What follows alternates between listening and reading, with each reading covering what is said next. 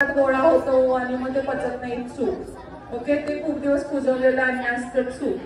हे महत्वाचं काय, त्याच्यामध्ये जो मसाला असतो त्यामध्ये खूप प्रमाणात अजिनोमोटो आहे, खूप मीठ आहे, मसाले सुद्धा ते चांगल्या ह्याचे नाही आहे. त्यामुळे हे शरीरासाठी आपल्यासाठी अजिबात चांगलं नाही. ओके, पौष्टिक नाही आहे मॅगी.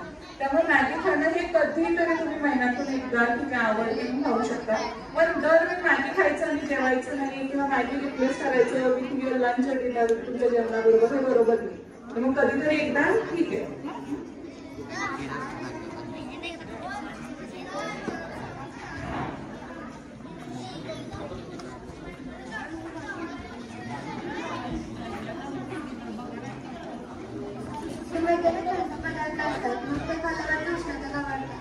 Very good. तुम्हाला जे प्रश्न पडतात ना त्याचं मला खरंच आश्चर्य वाटतंय. तिथं विचारलेला प्रश्न खूप बरोबर आहे. एक मिनिट, मी तिच्या प्रश्नाचं उत्तर देते आधी ना.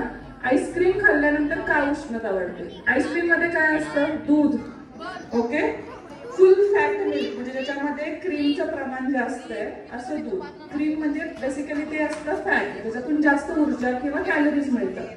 प्लस त्याच्यामध्ये साखर असते खूप प्रमाणात. ओके, त्यामुळे आईस्क्रीम हे आमच्या भाषेत सांगायचं तर हाय कॅलरी फूड आहे, ज्याच्यामध्ये उष्मांक जास्त आहे. ओके, ज्याच्यामध्ये कॅलरीज जास्त आहे, त्याच्यात ऊर्जा जास्त आहे. त्यामुळे असे जर हाय कॅलरी पदार्थ जास्त खाण्यात असतील, रोज असतील, तर त्याच्यामुळे